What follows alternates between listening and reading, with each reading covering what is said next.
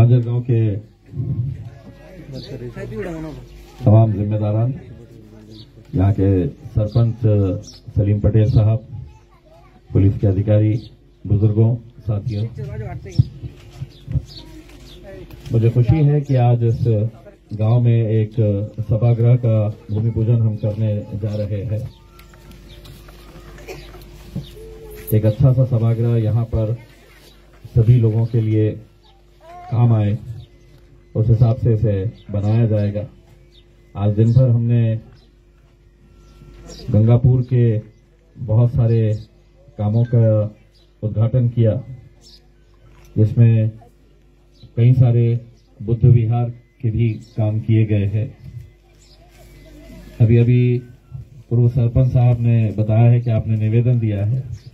मैं सरपंच साहब आपको इतना बताना चाहूंगा कि पिछले 20-25 सालों के अंदर इतने बुद्ध विहार को पैसा नहीं दिया गया होगा किसी खासदार की तरफ से जितना मैं दे रहा हूं।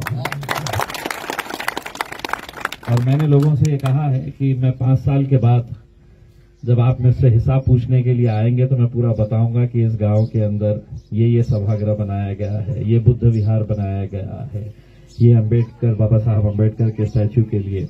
और साथ ही साथ जितना हो सकता है हम सभागृह बना रहे हैं, शादी खाने बना रहे हैं, जहां जहां मुमकिन हो सकता है वहां पर करने की पूरी कोशिश कर रहे हैं।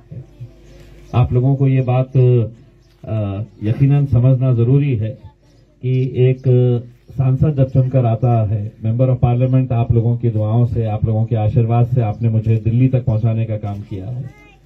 उन 5 सालों के अंदर 2 साल हमारे वैसे ही बर्बाद हो चुके थे। जैसे ही हम चुनकर आए तो हमारे पीछे पीछे कोरोना भी चला आया था, तो वो कोरोना के चक्कर के अंदर 2 साल हमारे पूरे जाया हो गए। उसमें हम कोई ना काम कर सके और न करवा सके, और सरकार ने भी कहा कि हम 1 रुपया नहीं देंगे क्योंकि वो पूरा पैसा कोरोना के लिए इस्तेमाल करना है। तो थोड़ी नाइंसाफी हुई। वैसे तो मैं 5 साल के लिए सांसद था, लेकिन जब सरकार ने पैसा देने की बात करी तो कहे नहीं हम 3 साल का ही देंगे, 2 साल का नहीं देंगे करके। वो 2 साल का भी मिल जाता तो यकीनन और जो काम है वो काम हम कर सकते थे। अभी लाड़गांव के अंदर हमने यहीं पे लाड़गांव में एक सभागृह का उद्घाटन करके आए हैं। यहाँ पे भी ये काम की शुरुआत हो रही है, लेकिन मैं पूर्व सरपंच साहब को ये कहना चाहता हूँ कि यकीनन कोशिश चल रही है मेरी। मैं अकेला सांसद हूं साहब, जो पूरे बहुत घिरा हुआ हूं मैं। बहुत लोग परेशान करते हैं मुझे उसमें, और मुझे ये बोलते हैं कि यार तुम बोलना बंद कर डालो तो फिर हम पैसा देंगे। सरकार बोलती है कि तुम बोलना बंद कर डालो, तुम हमारे खिलाफ बोलो मत तो हम पैसा देंगे। और मैं बोलता हूं कि नहीं, तुम्हारा पैसा रख लो तुम तुम्हारे पास, मैं बोलना छोड़ूंगा नहीं, मैं बोलते रहूंगा, क्योंकि सच्चाई बोलना भी आज के दौर में बहुत जरूरी है। मुझे खुशी है यहाँ पर सभी जाति, धर्म और मजहब के लोग यहाँ पर इकट्ठा हुए हैं। मैं आप सभी लोगों से यही अनुरोध करना चाहूंगा कि ये इस देश की खूबसूरती है। दुनिया के अंदर ऐसा कोई मुल्क नहीं है, ऐसा कोई देश नहीं है जहां पर रमजान के महीने में रामनवमी भी आती है, जहां डॉक्टर बाबा साहब अंबेडकर की जयंती भी मनाई जाती है, जहां पर हमने कल के दिन ही क्रिश्चियन समाज का गुड फ्राइडे मनाया है। उससे 2 दिन पहले हमने जैन समाज का महावीर जयंती मनाई है। तो ये इस मुल्क की खूबसूरती है कि हम सभी जाति, धर्म और मजहब के त्योहार एक साथ मिलकर मनाते हैं।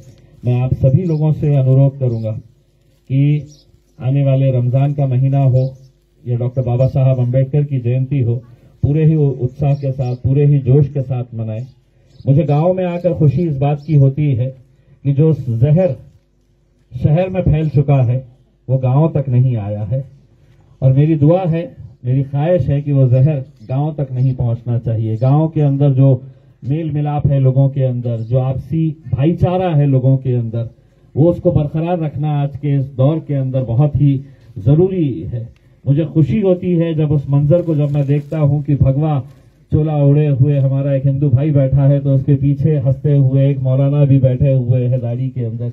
यही मंजर मैं पूरे मुल्क के अंदर देखना चाहता हूं और मेरे शहर के अंदर भी देखना चाहता हूं। ठीक है, कुछ अलग अलग मुद्दों के ऊपर हमारी राय हो सकती है, हमारे मतभेद हो सकते हैं, लेकिन हमको सबको फख्र के साथ ये कहना चाहिए कि हम सब इसी मुल्क में रहते हैं, इसी मुल्क में पैदा हुए हैं, इसी मुल्क के अंदर इंशाअल्लाह हम दफन भी होंगे। रमजान की आपकी इस मुबारक महीने के अंदर मैं आप लोगों से इल्तिजा करूंगा कि अपनी दुआओं के अंदर मुझे जरूर शामिल करिएगा, क्योंकि मेरा काम जो है वो सिर्फ दुआओं से चल रहा है। इसमें अभी तक आप लोगों की दुआएं मिलती जा रही है तो काम भी आगे बढ़ता जा रहा है। ऐसे ही दुआएं, आप लोगों का आशीर्वाद, आप लोगों का साथ मिलता रहेगा, मुझे पूरी उम्मीद है। और एक अच्छा यहाँ पर जब सभागृह बन जाएगा तो इंशाअल्लाह दोबारा उसे देखने के लिए मैं जरूर आऊंगा। बहुत बहुत शुक्रिया, धन्यवाद।